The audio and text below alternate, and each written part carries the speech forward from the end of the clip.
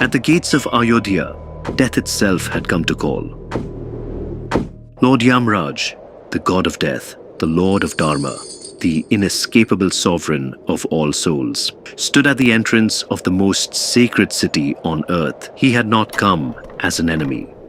He had come as a messenger, with a duty, with a decree written by time itself. The age of Lord Rama on this earth was over. Ram Raja, that golden era of righteousness, that 1,000-year reign of perfect Dharma, had fulfilled its purpose. The lord of the solar dynasty, Sri Ram himself, was being called back. It was time for the one who had walked as a human to cast off his mortal form and return to Vaikuntha, to his eternal divine form as Lord Vishnu. Lord Yamraj moved forward.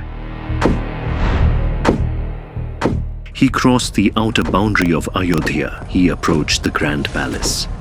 He reached the inner doors, and there he stopped. Not because of a weapon, not because of a curse, not because of any army or any wall. He stopped because of one figure standing in the doorway. Hanuman. Lord Hanuman stood in the entrance of the royal palace, his massive form still, his amber eyes burning like twin suns, his expression carrying the quiet certainty of a being who has never, not once, allowed harm to reach his lord. And Lord Yamraj, god of death himself, understood in that instant that passing this threshold was not going to be a simple matter. Because Hanuman had made a vow, and Hanuman's vows do not break.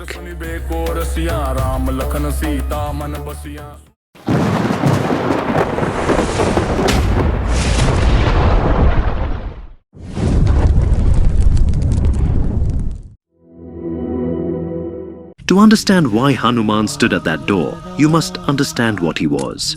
He was not simply a devotee. He was not simply a warrior. Lord Hanuman was the living embodiment of Bhakti, devotion so total, so absolute, so consuming that it had become a force of nature itself. And the one immovable principle of his existence was this: nothing reaches Lord Rama unless Hanuman permits it. He had once leapt across an entire ocean without hesitation. He had once carried an entire mountain through the night sky. He had burned the fortified capital of Lanka with nothing but his own blazing tail. He had faced armies alone. He had stared down sorcerers, demons, and the most powerful asuras in all the three worlds. And now, death had come. Hanuman's position was clear. His Lord was still breathing. His Lord was still seated on the throne of Ayodhya. And as long as that was true, no force in any of the 14 worlds, including death, would be granted passage. Lord Yamraj stood and waited. Minutes passed. Hours passed. The situation had become cosmic in its weight because Lord Rama could hear everything from within. He could sense what was happening at his own palace doors. He understood with perfect clarity what his most devoted servant was doing. And he also understood something that Hanuman, in the fire of his love, did not. The time had truly come. It was not a tragedy. It was not a defeat. It was the completion of a divine purpose, one that had been set in motion before Ayodhya was built, before the ocean was crossed, before even Sita was born. The Ramayana was not merely a story, it was a cosmic event. And every cosmic event has a beginning, a middle, and an end. But how does one explain this to Hanuman? You cannot give him an order. He does not resist out of disobedience.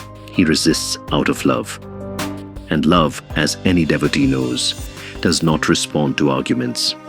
So Lord Rama did what Lord Rama always does. He created a Leela, a divine play, a gentle, merciful illusion to teach his most beloved servant the deepest truth of all.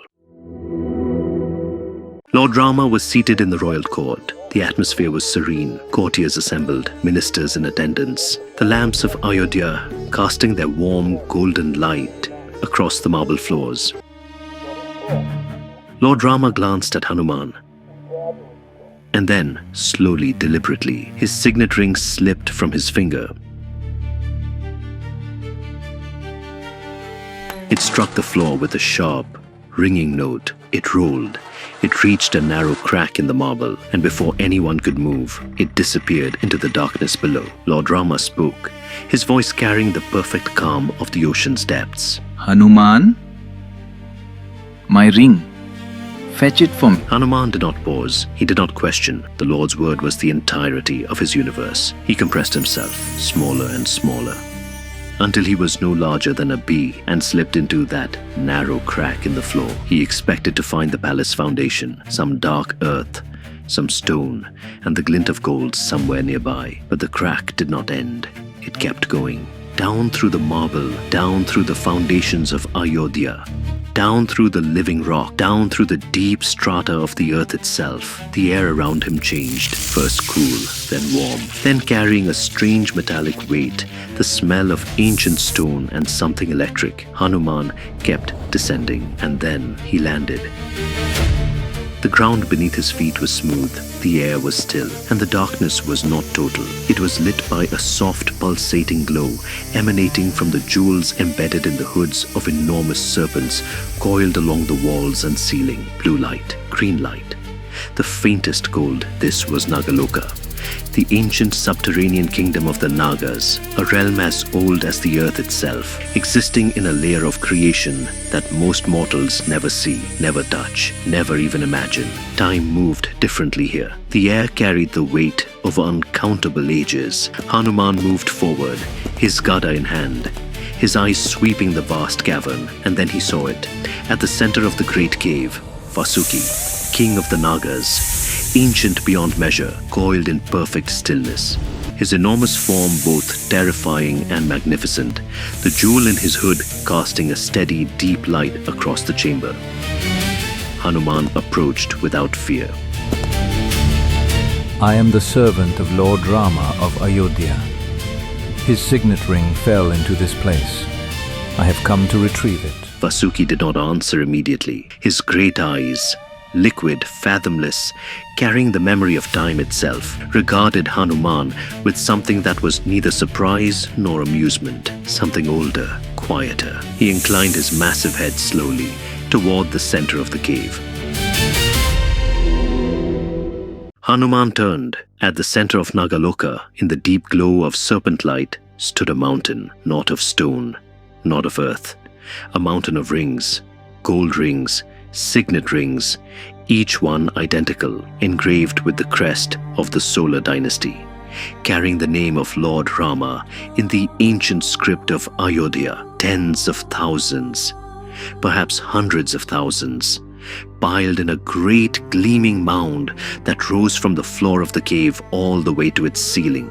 Hanuman reached forward and picked one up. He turned it over in his hand. It was perfect. The engraving was precise. The gold was warm to the touch. He reached for another, identical. He plunged his hand into the pile and drew out a fistful. They were all the same. Every single one. The same ring, the same name, the same divine mark. Hanuman stood very still. Then he turned to Vasuki. These are all Lord Rama's rings. How is this possible? Vasuki spoke then, his voice low and resonant, like the earth settling after an age. Every one of them is Lord Rama's ring. Every one of them fell here. But how? Lord Rama has only one ring. He lost it just now, in the court at Ayodhya. Vasuki's ancient eyes did not waver. This world is not a straight line, son of Vayu. It is a wheel. An endless wheel. The universe is born. It lives. It ends. And then it is born again. And within that great wheel, the story of the Ramayana happens again and again and again. In every age, a Rama is born. He walks the earth. He crosses the ocean. He fights the battle of Dharma. He reigns over Ayodhya. And when his time comes, he sends his most beloved servant to find the ring. The cave was very quiet. And the ring falls here, Hanuman said slowly. always. and every time a Hanuman comes to retrieve it. Something moved through Hanuman's being that had no name in any human language. It was not grief. It was not fear. It was the sensation of standing at the edge of something so vast that the very concept of self becomes meaningless before it. How many times? He asked, though he already knew he did not truly want a number. Vasuki looked at the mountain of rings. He did not answer, because the answer was the mountain itself. Hanuman stood in the silence of Nagaloka and understood completely, devastatingly, beautifully. What Lord Rama had sent him here to learn. He was not unique. This moment was not singular. This love, this devotion, this heartbreak that he was about to feel, it had been felt before by him, by versions of him, across uncountable ages, across the turning of worlds. He was not the only Hanuman who had stood at the gate and refused to let death pass. He was not the only Hanuman who had received this errand. He was not the only Hanuman who now stood here holding a ring that looked exactly like his lord's, realizing with absolute clarity that he could not tell which one it was, because it did not matter which one it was, because Lord Rama's instruction was never truly about the ring. Lord Hanuman slowly opened his fist. The rings, the handful he had collected, fell back into the mountain, one by one, each one catching the light of Nagaloka for a single moment before being swallowed again by the vast gleaming mass of countless ages. He did not try to find the right one. He did not search. He understood that the search itself had been the teaching. He bowed before Vasuki with the full reverence of a devotee who has just been granted the most difficult grace, the grace of understanding. And then he climbed back, up through the darkness, up through the strata of the earth, up through the crack in the marble floor of the royal court. He stood before Lord Rama, his lord, his everything, and said nothing for a long moment. The signet ring was not in his hands. Lord Rama looked at him, and in those eyes, those ancient, compassionate, all-knowing eyes, Hanuman saw it. The gentleness of a teacher who has watched his student arrive at the truth not through instruction, but through experience. Lord Rama did not ask for the ring. He simply smiled, and Hanuman understood fully and finally that his lord was not lost. A river does not end when it reaches the ocean. It becomes the ocean, and Lord Rama was not departing. He was completing. The divine form of Sri Vishnu was simply withdrawing the thread of the Ramayana back into the great cosmic weave so that it could be woven again. The throne of Ayodhya stood empty by the time Hanuman returned to the gateway. Lord Yamraj had passed. And Hanuman, for the first time, had let him, not because he was weak, but because he had finally understood what it means to truly love a god. You do not hold on. You let him be what he has always been, infinite, eternal, and forever returning. Jai Shri Ram.